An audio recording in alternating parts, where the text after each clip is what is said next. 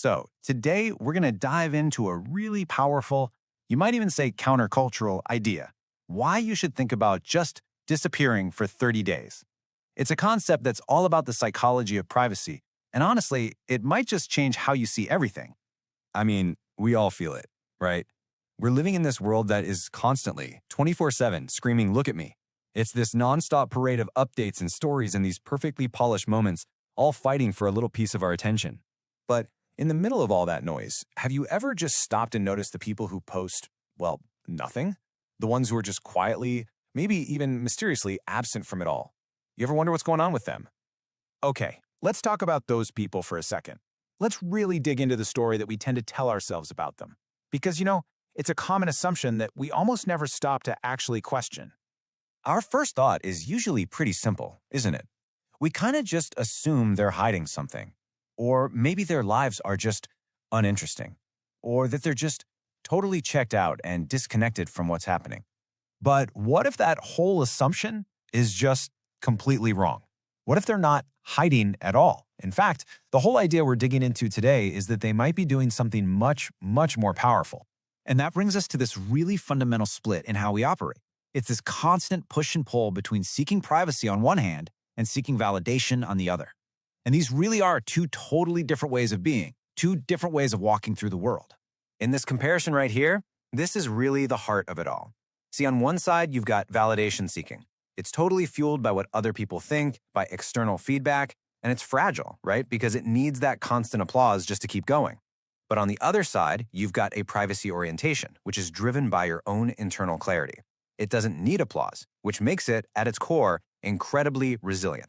So let's just break down that validation seeking a bit more. This is basically living your life for an audience. It's a constant performance where your actual happiness gets tied to the number of likes and comments you get. It's a life that's always looking outward. Now, the alternative is that privacy orientation. This is where you live your life for your own internal satisfaction. The whole focus shifts away from this wide net of kind of shallow online connections to a much smaller number of deep, real-world ones. This is the person who goes on an amazing hike and the memory itself is the reward, not the 50 likes they get on a photo of it.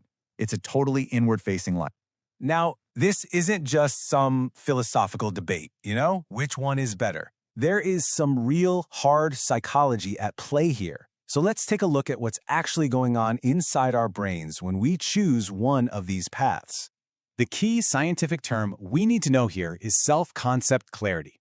And all that really means is knowing who you are, what you believe in, what you want, with a real sense of confidence, without needing anyone else to clap for you. Think of someone who can take criticism without falling apart, or get a compliment without it going to their head. That's self-concept clarity in action. So what's stopping all of us from having this amazing clarity?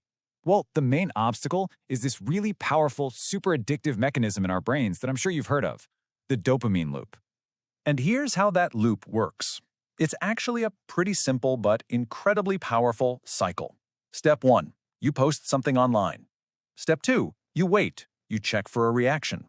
Step 3, you get a like or a comment, and that triggers this tiny, fleeting little hit of dopamine, the brain's reward chemical.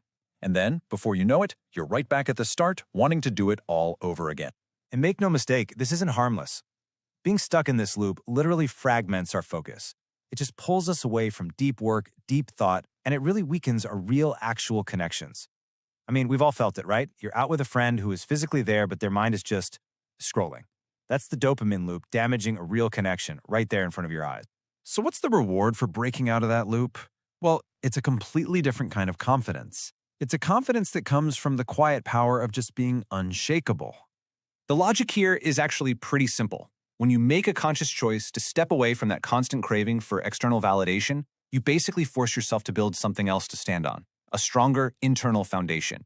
And that first step can be as simple as just choosing not to post something you normally would, and instead just living in that moment, entirely for yourself.